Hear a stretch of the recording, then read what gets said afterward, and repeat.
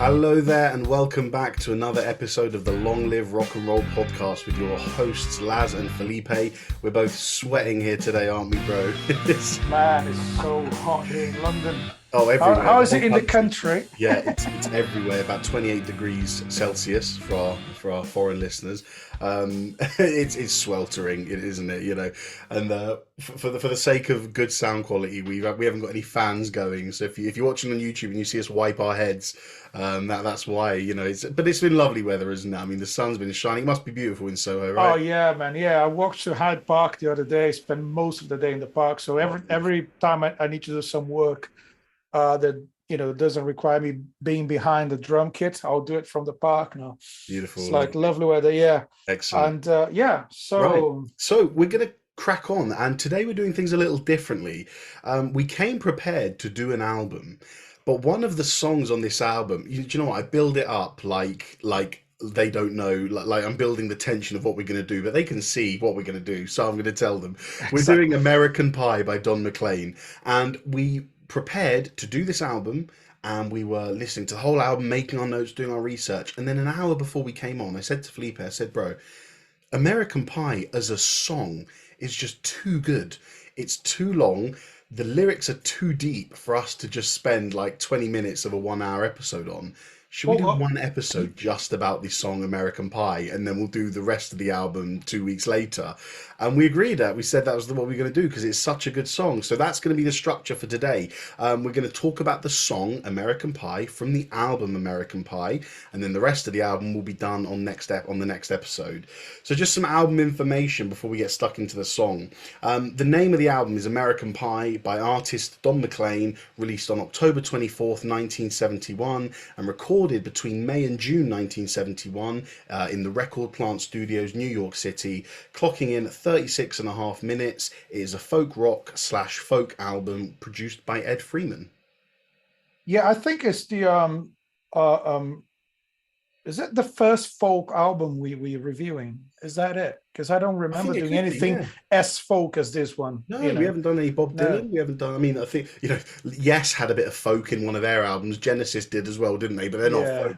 no, they prog. Yeah, Yeah, exactly. so it's the first pretty much is the first folk or proper folk album we covering, Yeah, and yeah, it came out in a time that like loads of bands were doing amazing albums, like and that transition from the 60s to the 70s. I mean, so much great music yeah, being produced at the time, and this one reached number one on yeah. Billboard, and which it's a hell of an achievement for the time. It was produced by Ed Freeman, I think you've mentioned, and Well, the thing and yeah, I was just going to this say that the thing that was going on a lot this time is, especially going from the end of the 60s into the 70s, is you had a lot of solo musicians coming through, especially that singer-songwriter type. You know, the Beatles had broken up.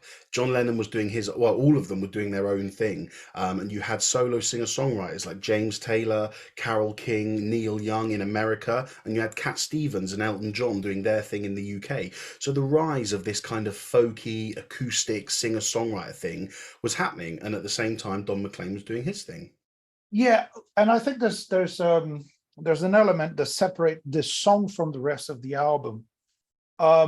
I Because agree. I was listening to the whole album and always going back to this song and keep digging deeper into the songs. Like Yeah, it's endless. The it's more you read about it, the more you find there's one line about something you would never imagine. But it's what almost like makes an it different? entity in itself, isn't it? The song is almost like an entity in itself. It is. It is. It's completely separate from the album, although it sets the tone for the album. Yeah, He wanted to do something like Sgt. Pepper's. He mentioned that, so he he wanted to did. do Yeah, something like a concept album. He wanted to capture the whole feeling and the whole I don't know, concept, isn't it? the Yeah, concept of that time, and or about 10 years in American history from 1959 to 1970. that's So right. he's Yeah, capturing uh, uh, the atmosphere of that time and trying to turn into a whole album, maybe, but mostly the song. But what it's, makes the song different for me is the one song in the album that relies on the band like relies heavily on the performance of the other Yeah, musicians, to not keep only it him. going, to keep, it's a long song. You got Well, to keep it yeah, going. it is a long You got to song. keep the audience interested. Yeah, but apart if you notice for the rest of the album, apart from the odd like piano and strings arrangement, it could have been performed by just his voice and his guitar and nothing else. Yeah. But this song, no, this song really relies on all the musical elements in it. It does. And do you know the funny thing is that it was the last song written for the album. He had all the others written, and he said he was sitting in his boathouse on the Hudson Lake, surrounded by artists and poets and musicians, and he just wanted to write a song, a big song about America. And one thing I think is hugely impressive in the song is the piano. Yeah, I love the piano part because you've just got it's kind of like a mix of everything, isn't it? It's like gospely, it's like honky tonk, it's like Americana, it's kind of R&B. Just and the gentleman, what's he called? Paul Griffin, who played the piano on this track. And it carries the song, doesn't it? Just gives it that up it tempo does. vibe. Even though the song isn't necessarily upbeat itself, it's not necessarily a wholly positive song. Well, actually, No, is no, at no, all. no, it isn't. But that's how I find the arrangements interesting. That's why I like it, because the first time the chorus comes in, right at the beginning, it's sad. Yeah. It's really sad. Mm, But when they speed it up and play the acoustic, when the acoustic guitar is being played like very rhythmically, from the second time you can hear the chorus. So from that part onwards, the chorus doesn't sound as sad anymore, in my opinion. no, it It's doesn't. You're right. weird. They Yeah. turn this kind of sad melody into an uplifting vibe by just changing the tempo and the instruments. So that's Well, why I like about the song. There's loads of tempo changes and arrangement changes and instruments taking the lead.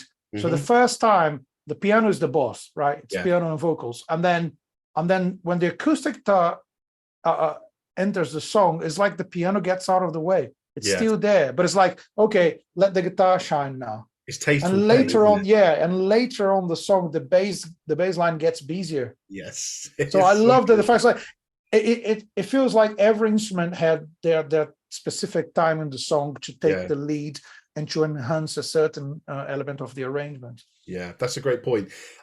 There's what was I going to say? What did you say about the? Oh yeah, there's a song by Bob Dylan which really reminded me, which is called Hurricane, and it has the same kind of thing. It's a long song. It's about eight and a half minutes, and the vibe is very similar to this. Very upbeat, very um, agreeable, very happy. But actually, the lyrics play much more of an important part because it's about the story of a man who was wrongly accused of something and went to jail or something. And we know Dylan is a lyricist and a poet ahead of sort of like a singer, if Yeah, we're being honest.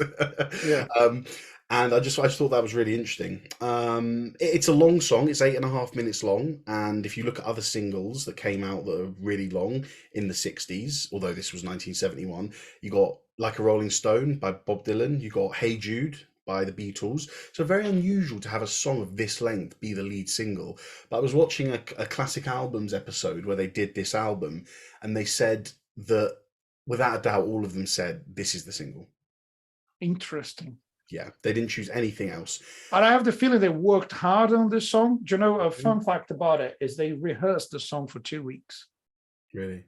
Yeah, so they booked the rehearsal studio and rehearsed just the song for 2 weeks to make sure the band Well, would nail the arrangement. And it's played live. yes, yes, it is. Incredible, isn't it? Incredible. Yes, That's what you rehearsed 2 weeks for, isn't it? It's just brilliant. exactly. So they wanted Um, to nail the song. Interesting yeah, stuff. as we spoke, as we said, we're doing the whole. We're just focusing on this song today because I am actually. Do you know what? I've got a Laz Unleashed. Oh, Here we go. already. And a Laz Unleashed for listeners who have listened to the past 50 episodes, they normally associate Laz Unleashed with a negative thing, but Laz Unleashed could still be positive. And this is a positive Laz Unleashed. American Pie might be one of the greatest songs ever written. That's a powerful And statement, I'll but die I on that I hill. agree. I'll die on that hill. What it does, as we're going to go through now, um, we're going to go through the lyrics because, as a huge fan of the song, I have loved this song for decades.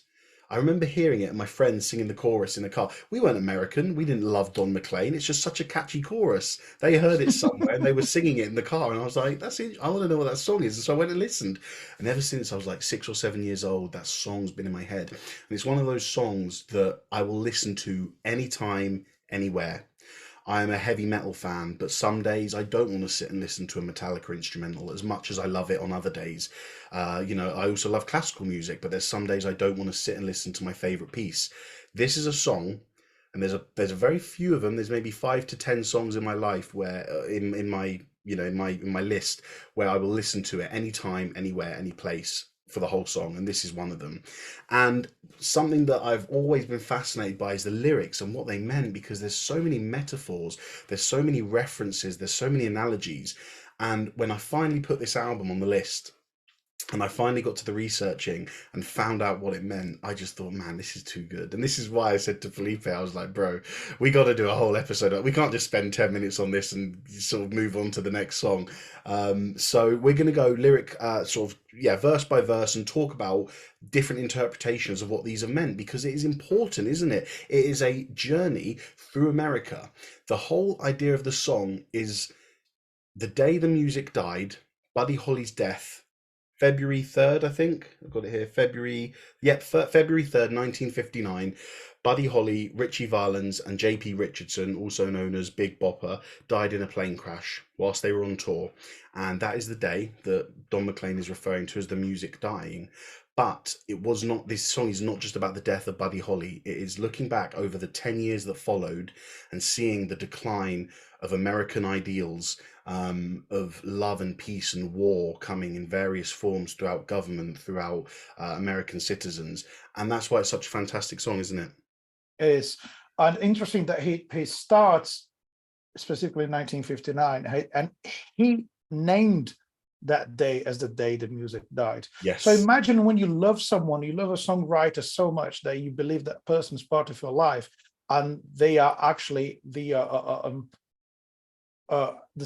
they actually represent what music is for you. So if that songwriter dies, that's the end of music for you. That's how he felt.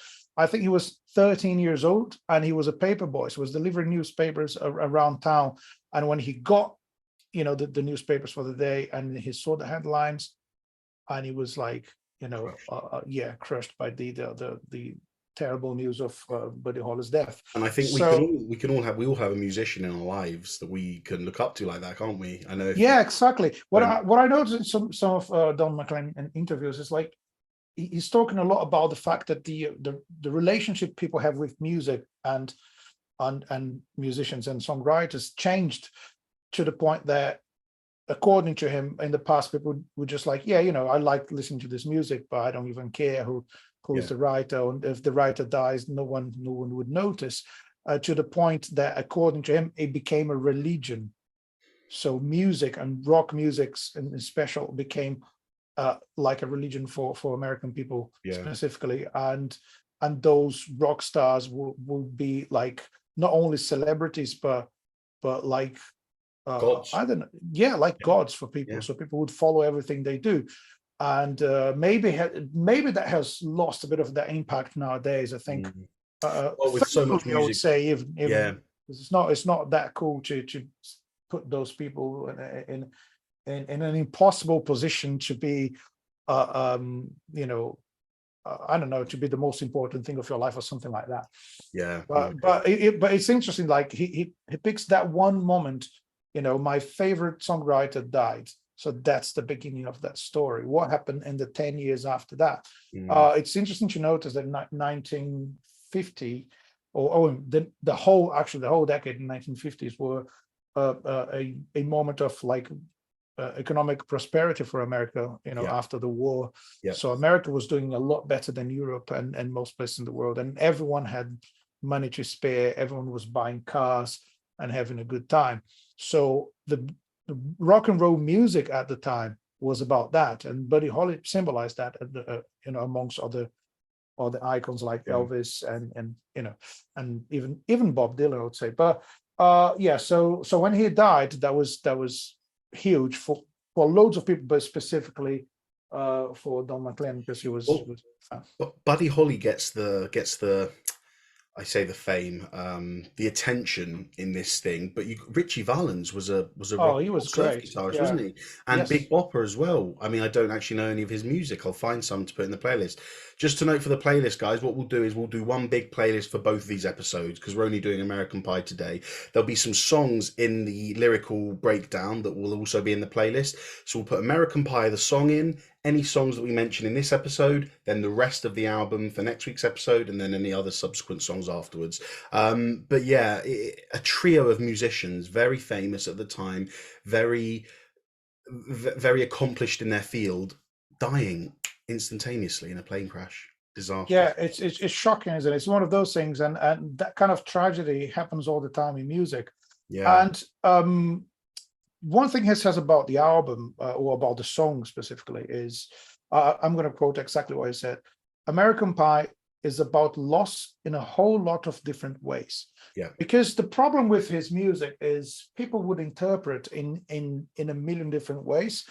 And apparently, back in the day, McLean wasn't keen to deliver the message in a like direct way. He wanted people to yeah. interpret the songs Well, in any he way still they doesn't. wanted. He still doesn't. Yeah, He's still never yeah. come out and said, "Yes, I meant that the jester is this person." He's never come out and given explanations. He's still remained very cryptic and very sort of like, mysterious about who is what and what the lyrics mean. And I love that, isn't it? And yeah, and it's amazing because it's so open to interpretation. At the same time, he knew exactly what he was doing, Yeah, and the lyrics have a meaning for him that probably no one else can understand, I uh, agreed. like 100%.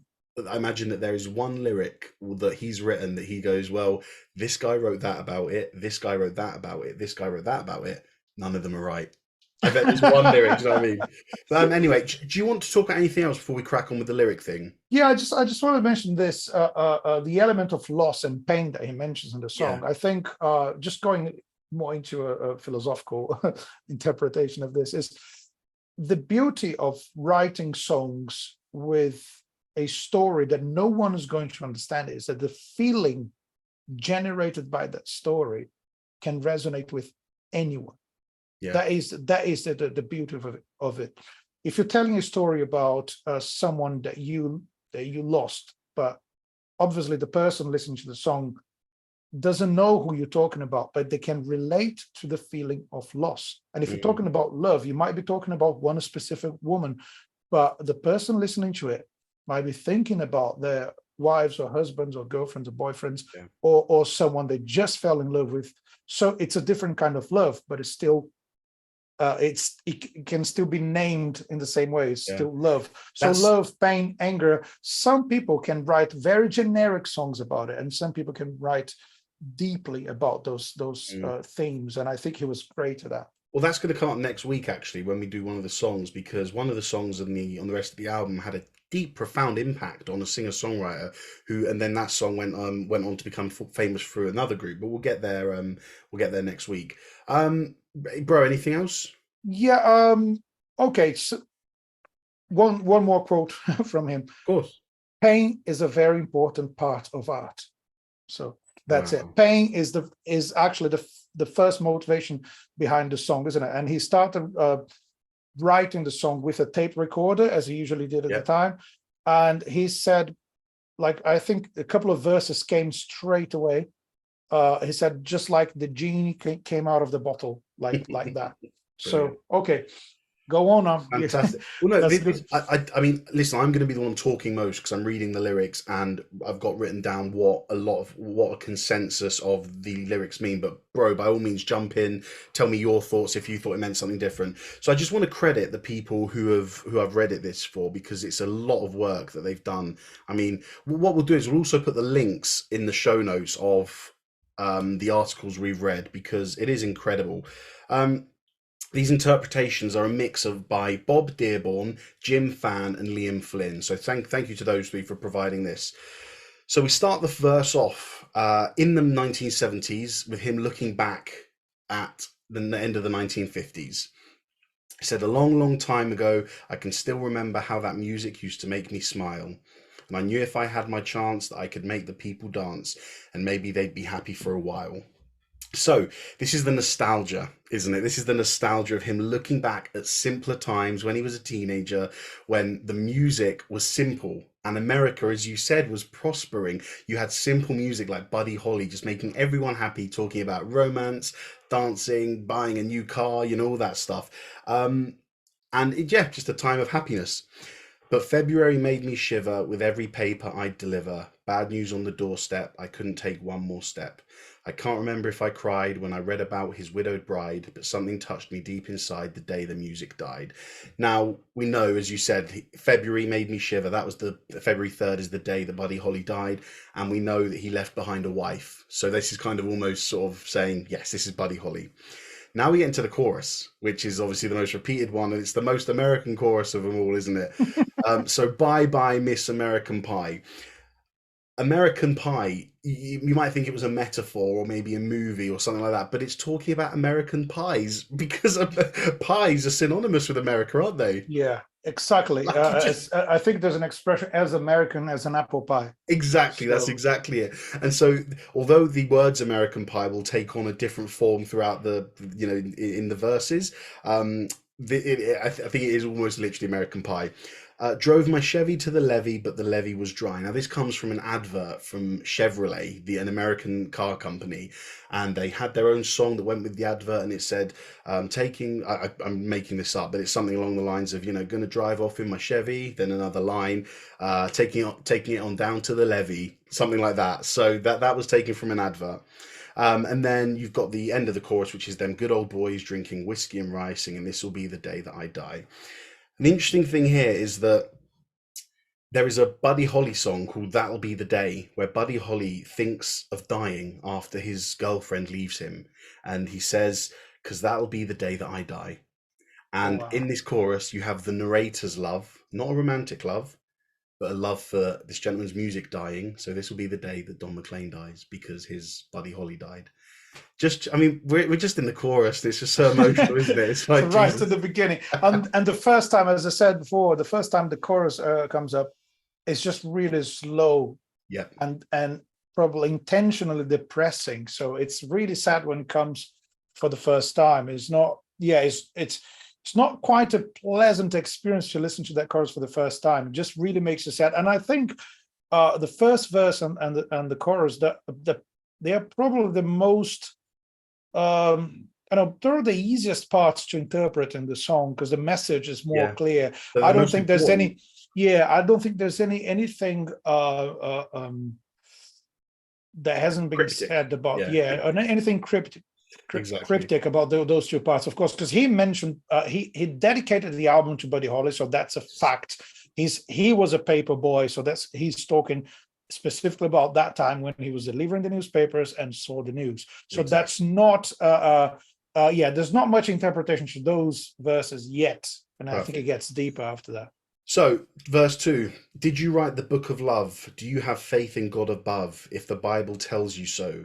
Do you believe in rock and roll? Can music save your mortal soul? Can you teach me how to dance real slow? The book of love, that's a reference to 1957 with a band called The Monotones who wrote the song Book of Yeah, Love. Well, I know that you're in love with him because I saw you dancing in the gym. You both kicked off your shoes. Then I dig those rhythm and blues. This is about naivety as a teenager, finding love, finding romance. He tries romancing a girl at a high school dance in the gym, but she chooses another man. Um, I was a lonely teenage Bronkin buck with a pink carnation and a pickup truck. Now that's funny because there's a Marty Robbins song called "A White Sport Coat," where he talks about being left at a high school dance wearing a white coat and a pink carnation, which is a flower. And so Don McLean has literally sort of copied that lyric because he's been left. We're in verse 2 and he's already taken the best aspects of American culture from the 50s. Buddy Holly, the Monotones, and a Marty Robbins song. Just brilliant. And driving a pickup truck. I mean, when you yeah, see that, you think America, don't you? that's a Chevy. A Chevy, exactly, yeah.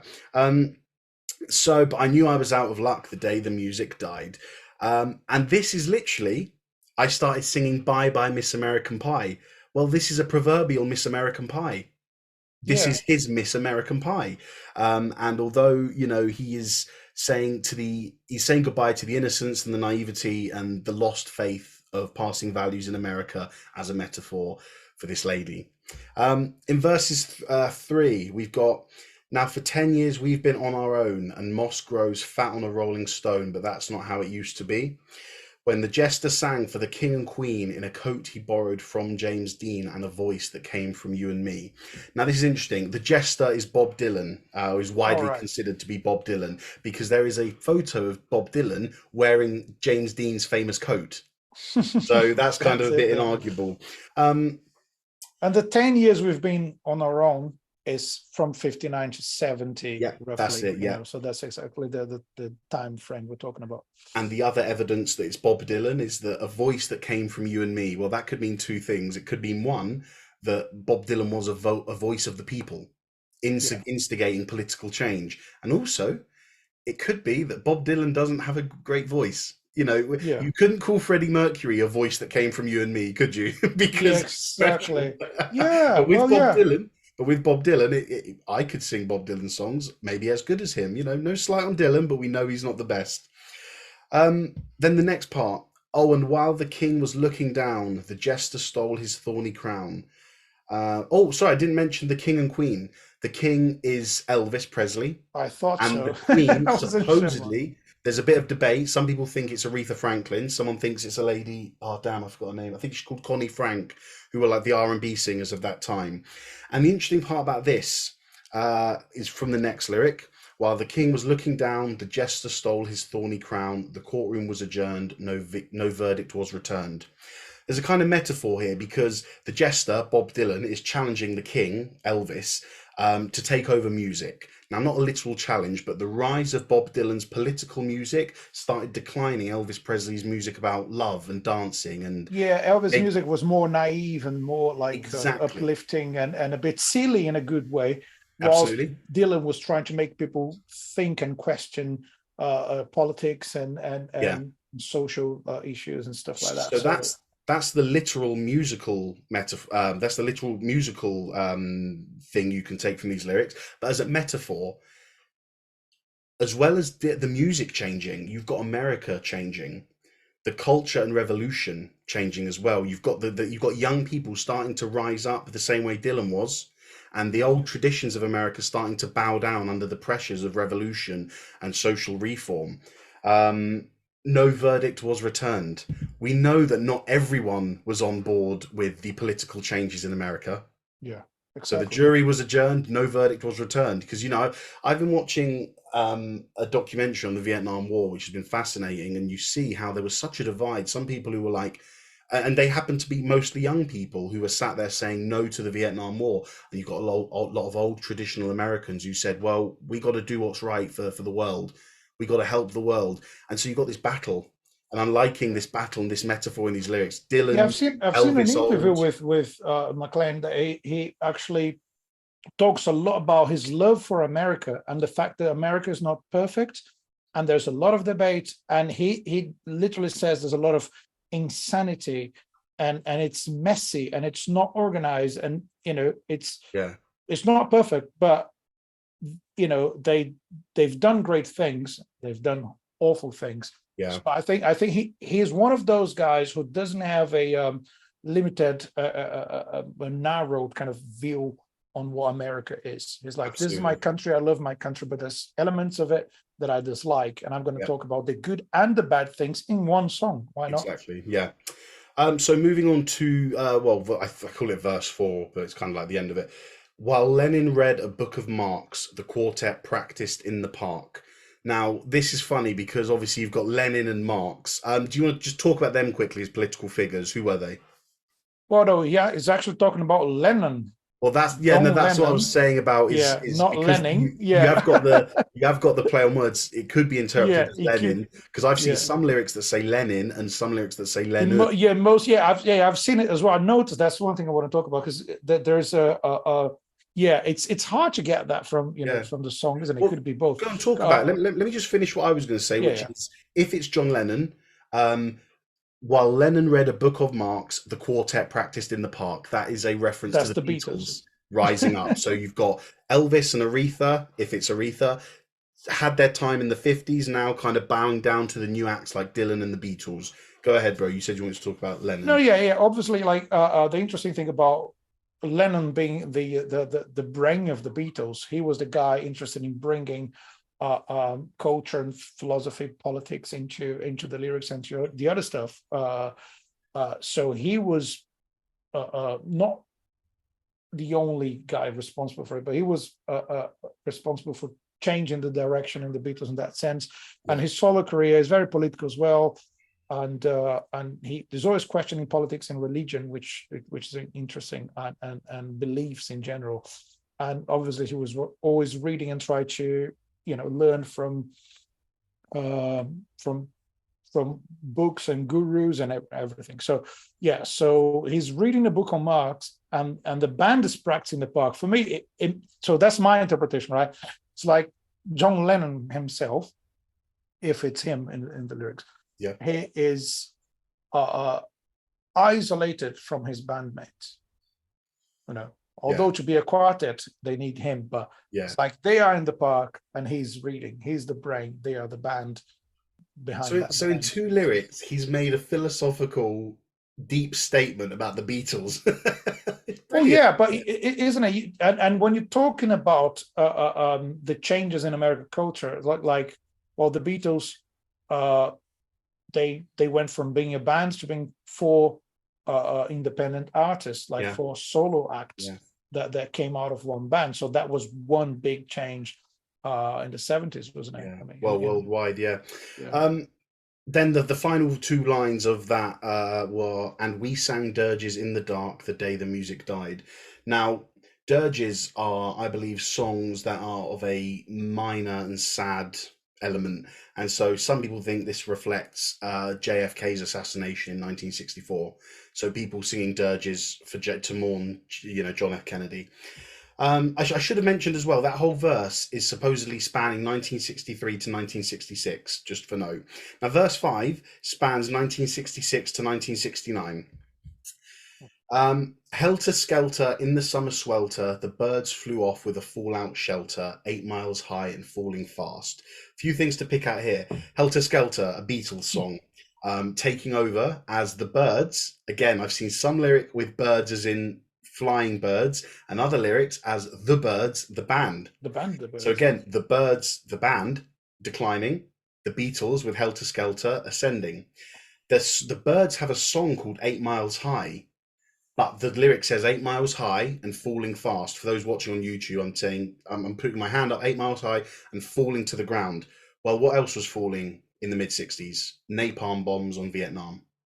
Oh wow! Yeah, so that's a common interpretation. It landed foul on the grass. The players tried for a forward pass with the jester on the sidelines in a cast. Now that's the football field is a cool metaphor because it's representative of a battlefield, literally and metaphorically, because you've got, on a football field, you've got two teams playing each other. And in this scenario, you've got protesters versus the government. You've got USA versus Vietnam. You've got Beatles versus Bob Dylan, for a rise of who's going to be the next big star. Because in this time, in the mid-60s, is when the radical 60s really began, where you have counterculture beginning and ensuing. The protests, you've got Black Panthers, you've got the Weatherman, you've got anti-Vietnam. All of these movements and political groups rising up. Do you want to talk about that for a bit? Well, I think that's a reflection of what he said in the interview I mentioned, that America is not, it's a place of debate. And, and every time something becomes the establishment, some people are going to go against it. Yeah. And then there's going to be people defending what the establishment is and people complain about what it is. Yeah. And I think, and the fact that it's, as he says, messy and disorganized, it's there. I think this is the hardest verse in the song for me to actually understand line by line. Mm. And the sports metaphor is kind of great because it's like it's one game and you have two clear sides and they have the same objective. They want to win, and it's usually not easy. So I think that is a really really good metaphor for debate in general, because Mm. everyone thinks their idea is the best. Yeah, exactly. But it's not that easy to win. It's not that Yeah, easy to convince, the millions of people on the other side that your idea is the best one. exactly. And further evidence that the jester is Bob Dylan is with the jester on the sidelines in a cast. And that's because Bob Dylan had a motorcycle accident in the mid 60s, and this is supposedly a Look reference at to that. that. Now, the halftime air was sweet perfume while the sergeants played a marching tune. We all got up to dance, but we never got the chance. Now, the Summer of Love is exactly halfway through the Radical 60s. And some people think the sweet perfume is the smell of marijuana coming at half time. So halfway through the Radical 60s was the Summer of Love with lots of marijuana, whilst the Sergeants played a marching tune. Hold on, let me see the lyrics. Yeah, so the Sergeants is also a reference to Sergeant Pepper's Lonely Hearts Club Band, Oh, look at that. which came out in That's the one I didn't know. 1967. Whilst the sergeants played a marching tune, there's another sort of interpretation that the sergeants are the authoritative figures, the armies trying to repress protesters and stuff like that. But I like that this is the Summer of Love because it all adds up. 1967, Radical 60s, marijuana, Sergeant Pepper, it all kind of makes sense, doesn't it? Because the players tried to take the field, the marching band refused to yield. Now, this we can interpret the players as being the protesters, but the marching band being the authorities refusing to Yeah, yield. that's a very military thing, isn't it? Yes, Marching and we bands. know that in the protests, especially with Vietnam, there was a lot of casualties with protests. They killed several students, didn't they? The Yeah. American military. I don't want to get it wrong. It was literally in the last episode of the Vietnam thing I watched. But yeah, protests got nasty, be it about Vietnam or other social reform, racism, against police officer racism, and stuff Yeah. like that. Lots of protests and a lot of change of culture and counterculture happening in the 60s. Lots of protests, lots of riots. And in several of those occasions, the authorities took a very aggressive stance, leading to deaths of protesters. Yeah, and I think that the way it relates to sports, like it's doing, is like you want to score a goal, so you need to be stronger than the other side. There's going to be a fight for that. So that's what Yeah. it is. So you want to change something, you want to achieve something, especially in a place like America. So that's going to require a lot of effort, and unfortunately, sometimes it turns to violence. And I think it's very clear in the lyrics here. Although there's loads of nuances in that verse, it's very clear that he's talking about actual violence. Yeah, especially with a marching band like a military, isn't it? Yeah. Yeah. Then the final lines of this verse: do you recall what was revealed the day the music died? Now, this, according to all three of these sources I've read, is the most debated lyric because people really don't know what it means. But the one that I liked the most was that he literally, because he's a bit tongue-in-cheek in places, although this is a serious song about some serious events, there is elements of humor here and there. And I like that in 1968, the Miss America pageant was protested by feminists who didn't want, women to be sex objects and just there for men to look at and vote on who was the prettiest. So they threw things like eyelashes, hair curlers, makeup, wigs into a big bonfire, and they all took their bras off as well. So, do you know what was revealed when they take their bras off, or what's revealed the day the music died? And the good thing about this is, again, it's another hint back to the old America dying. Now, whether this is a good thing or not, whether you agree with it or not, old America loved pageants. They loved Miss America. They loved these kind of things. Well, now it's dying again. We're losing, or Don McLean is feeling the sense of loss from old. Do you know what I think? What I perceive from those two lines as well is like when something big happens, like the day the music died. So he's specifically talking about the death of a famous artist. So that's the headlines. What else happened?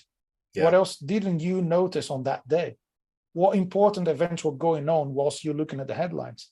It's brilliant. So well done, that's man. that. That's I think that's yeah. one thing I got from it, which I haven't found in any other source. But so that's Felipe's interpretation of those lines. That's and I don't care if I'm wrong, because I don't care if I'm wrong, because a songwriter allows me to think whatever I want.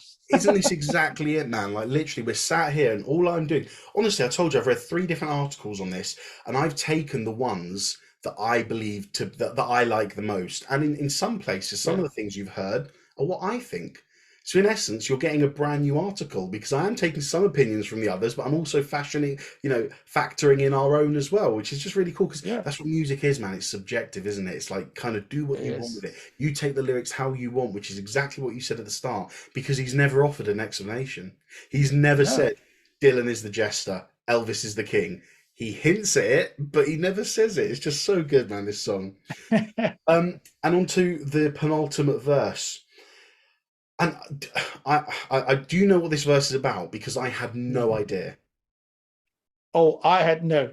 This is the Do you one I still not got. know? This is You still don't this know? is another one. Well, I got my ideas of it, but I want to hear yours first. I want to hear No, no. Let's do it your the other way. I research want to hear first. yours because Okay. I've got apparently what this is apparently the most definitive one. I think when it says a generation lost in space with no time left to start again, I think lost in space has a lot to do with the moon landing. Might Okay. be wrong, because literally lost in space. Yeah. So people are concerned about technology and conquering this space and all that stuff, but with no time left to start again. Whenever there are changes in society and you are at the end of that period, you might not be young enough to fight for the things you want. Yeah. Maybe you are at the end of a revolution, a cultural revolution, and things changed. And there will be more changes, but then you're not there anymore. You might not have the chance to live in the way you wanted to live or in the way you used to live when you were younger, because the new revolution is going to take a bit too long to come again. So that's one Well, interpretation, I think, but you're that's my own. absolutely you're absolutely right with the second half of what you said. And I listen, I am not going to say you're wrong with the space thing because as we just said, it is open to interpretation. You take from it whatever you want. But the general consensus about this verse, I'm going to read the whole verse and then tell you the story, okay? Mhm. There we were all in one place, a generation lost in space with no time left to start again. So come on, Jack be nimble, Jack be quick, Jack Flash sat on a candlestick, 'cause fire is the devil's only friend. And as I watched him on the stage, my hands were clenched in fists of rage. No angel born in hell could break that Satan's spell. And as the flames climbed high into the night to light the sacrificial rite, I saw Satan laughing with delight the day the music died. So Does prepare that have yourself. to do with the Rolling Stones concert where the Yes. Hells Angels were doing security for them? Yes. So what Yes. happened is this. In Altamont, which is a place in America, 300,000 people who were basically trying to regenerate the Woodstock feeling. The feeling of Woodstock in the 60s was one of unity, it was one of everyone here together for a single cause, single peace, happiness, all that stuff.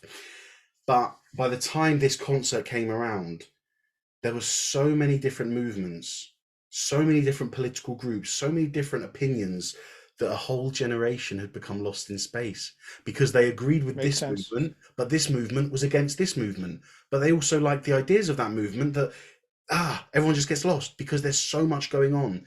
The the simplicity of America had been lost at this point. It's not simple enough anymore as just being an American. Do you know what I mean? I find that I didn't say that really well. I'm Yeah, finding yeah, it no, hard no. to I think, describe this. and I think that it's when you said the change from Elvis to Bob Dylan. That's what it is. Yeah, Bob Dylan is not as simple and and uh, and objective in that way. Like it's pretty much what was happening. Like yeah, rock and roll was becoming the past already yeah, very quickly. Rock and roll took exactly, over, and it was already in decline in a certain way. Or I wouldn't say in decline because rock and roll is still around, but it changed it into something completely different. It exactly. became Yeah. political. It became, a Well, way of questioning. and to further this, Jumpin' Jack Flash was a Rolling Stones song that took their Yeah. music, that was the start of their music that went more darker, more nihilistic. They had songs like Sympathy for the Devil, Gimme Shelter, about these real life issues. I And actually Jagger, thought that the Satan in that part is because of the song "Sympathy for the Devil," because I think we'll it's get to got much that, to do but with it that. kind of is, yeah. Jagger according to McLean, again, these guys, just I don't think we've said it. These are all opinions. There is no fact about this, okay? So just take this with a pinch of Yeah. salt, but this is widely what these lyrics are considered to be. Jagger is a symbol of pushing unorthodox, un-American ideals of protest and rebellion onto the youth. So, Jack be nimble, Jack be quick, Jack flash on a candlestick, because fire is the devil's only friend. So, what happened in this gig is that there was a black man who was a part of a movement, I believe, who pulled a gun out, and the security at this gig was the biker gang Hell's Angels, and the Hell's Angels. I can't remember the guy's name. Kenny Casano or something. He stabbed this gentleman who was carrying the gun. But there's arguments. There's so many back and forths that the Hell's Angel was the one who hit him first. The guy pulled the gun out first. No one really knows what happened. It's And the so one. It's one of those things no one will ever know no, exactly. exactly what happened, And because I there don't was think so there's much. footage of that. And there was four deaths, and I don't know where the other deaths came. I don't know if someone was shot or anything, but this was the main event where this violence erupted, and that apparently there's footage where you can see two people trying to get the Rolling Stones to stop, and they didn't stop playing. Now there's arguments that they didn't know what was happening, but you've got two people at the front who were begging Jagger to stop, and Jagger could have stopped the show and ended the violence because riots then ensued, but the Stones carried on playing. And Don McLean says, and I watched him on the stage, my hands were clenched with fists of rage. No angel born in hell, Hell's Angels, could break that spell. And as the flames climbed high into the night to light the sacrificial rite, well, you know, when you think of Aztec sacrificing, it's stabbing, Yeah. and the Yeah. Hell's Angel stabbing the man. I saw Satan laughing with delight. Now, a lot of people think Jagger is the metaphorical Satan here because he's tearing down the final piece of America, of the America that Don McLean knew and loved, dividing people based on songs like Sympathy for the Devil, Gimme Shelter. Too many groups, too much division, too many movements, and America is now too divided. So they think that I saw Satan laughing with delight because suppose, and he's not blaming Jagger for the demise of America, but he's saying this is like the straw that broke the camel's back. Jagger is here doing things that many other people are doing, but this evidence of this gig, this divisiveness, potentially through lyrics in songs, has led to the death of people within their concert. So a very dark verse compared to the rest of Yeah, them, isn't it? very, very dark. Yeah, And it's and it kind of reflects a time when no one knew exactly what was going on. yeah. To be fair to everyone there, like Mm, this cultural revolution, rock and roll becoming heavier and more political, and people clashing over their ideas. Who knows what actually happened on that day? But definitely, no one wants to see that level of no, violence. of course. And it's weird. Like, what do you do in that situation? Do you carry on playing? Do you end the gig? Do you say something on the microphone? Yeah, It's really, yeah. It's a really dark part of the song, and especially if that's, it's, yeah. yeah, and Especially, it's, I mean, even yeah. before, There's, if you see the footage of that show, like, it's crowded and messy, and such a heavy environment. Really mm, weird. Yeah, must have been horrible to be part of. But even before I realized what it was, I just remember hearing those lyrics and thinking, Jesus Christ, like Satan laughing with delight the day the music died. And it's so different now thinking, as I just said, I won't repeat myself, but Jagger is the metaphorical Satan because although he's only doing his job, he's breaking down that final piece of what America was. It's now gone. yeah, The America that Don yeah, McLean loved has now gone the day the music died, which is just crazy. But anyway, on to the final verse. This is where the song comes down, and now it's just him, his vocals, and his piano again. And he's back in the 70s. We're back in 1970 now. And he says, I met a girl who sang the blues, and I asked her for some happy news, but she just smiled and turned away. And this I found really interesting. It's kind of like representative of the failure of the hippie movement that began in the mid 60s. So many people tried to protest and bring about change, and ultimately it didn't lead anywhere. The yeah, government won most times. yeah, We have special occasions like Martin Luther King demanding, sharing with us his dream. We have the protests about Vietnam that obviously were brilliant in essence and attitude, but didn't lead to anything. yeah, And this is signified with supposedly the girl who sang the blues is Janis Joplin. Yeah, I knew about And that. Yeah. you've also got Hendrix, Morrison, and Joplin dying in the same year, or right at the start of the 70s, which So, just and it's funny because he's expecting happy news, but she yeah, died as well. yeah, So exactly, literally. I went down to the sacred store where I'd heard the music years before, but the man there said the music wouldn't play. Now, the sacred store could literally be a record store that's what because I thought. in the 50s, they'd let you play the music in the booths. So you can go and take a vinyl, play, and have a listen to it. But they didn't do that when 1970s came around.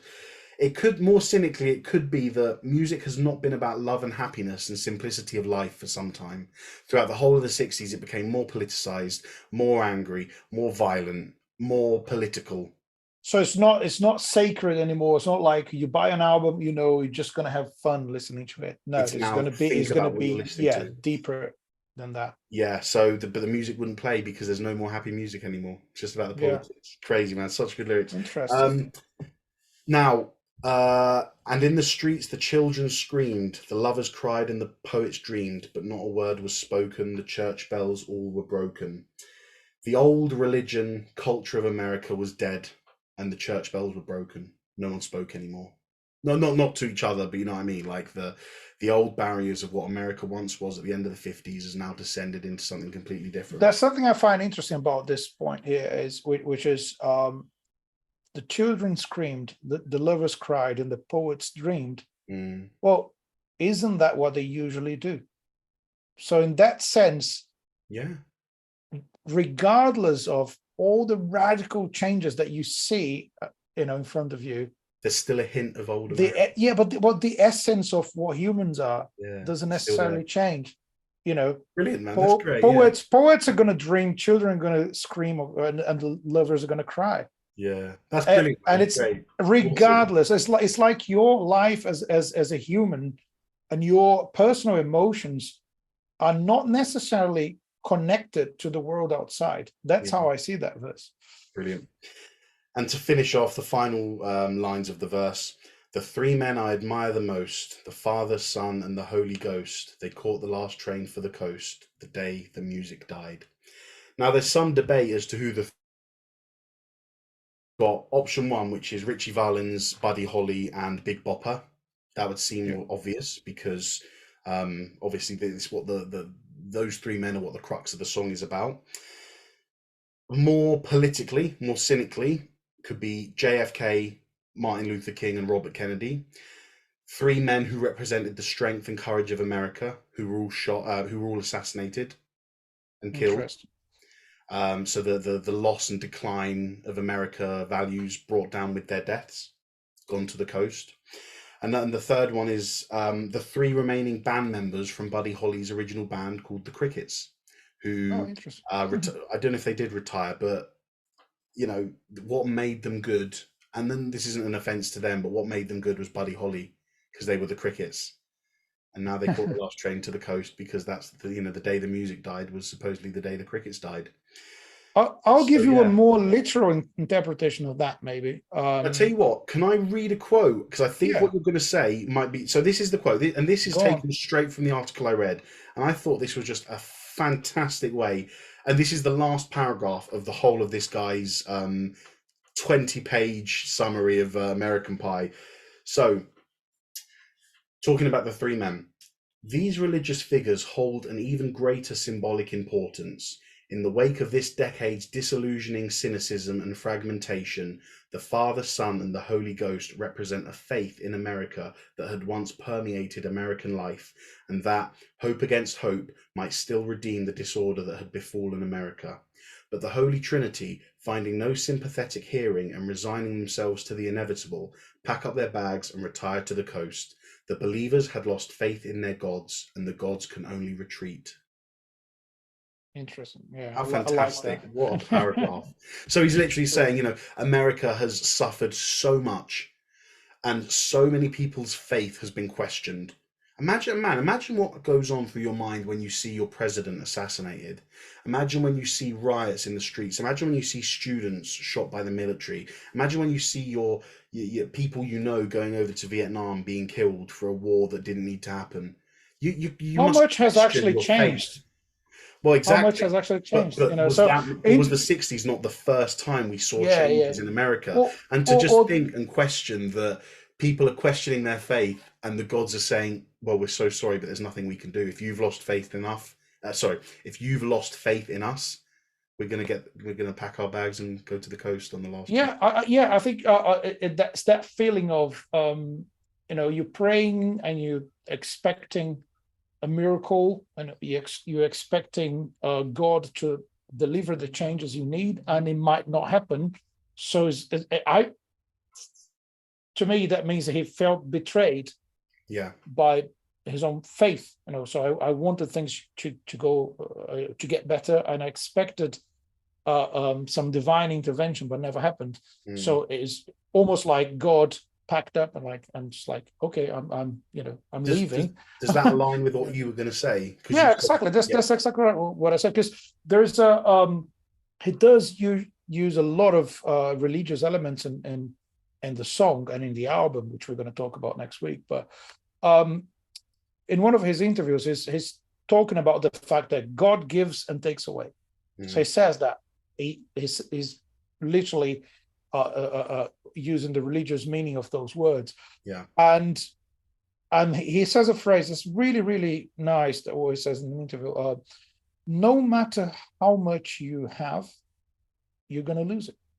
And he's talking about death, yeah, because you might think you're not going to lose anything. Well, the day you die, you lose everything. yeah, But that's basically what he's saying. The Lord gives and takes away. Well, he's basically saying, you know, you're going to achieve things in life. You know, you might be successful, you might have loads of money, you might have loads of people around you, but you will lose it all. And the song is essentially about loss. And I think this kind of end of is the end, isn't it? Pretty much. I mean, and when he's talking about the Father, Son, and Holy Ghost like just leaving, that's the ultimate loss.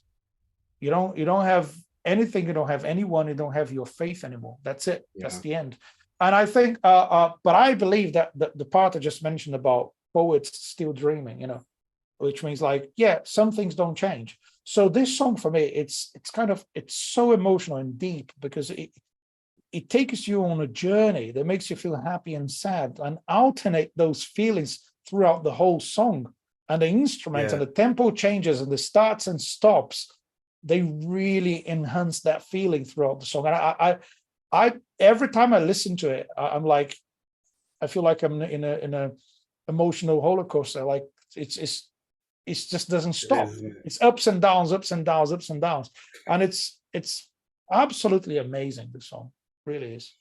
It's it is. It's an absolute masterpiece. Like I said at the start with Laz Unleashed, one of the greatest songs ever written, I think. And an iconic song. Everyone knows it. Like I said, whether you're with me 6 years old in a car because you heard it on the radio, just singing it along because it's catchy, or whether this song has shaped your adulthood.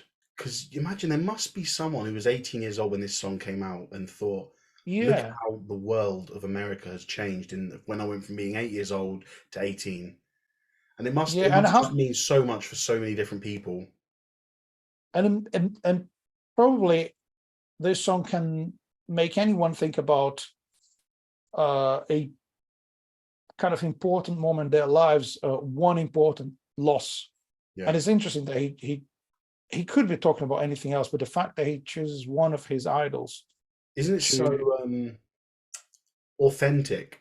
Because you could have done a general thing and written about if you have your father who died or a lover who left you, but he's gone for something so personal that how do we know it's so personal? How do we know it's Buddy Holly? Because the evidence is there in the lyrics and on the album sleeve he's written dedicated to Buddy Holly.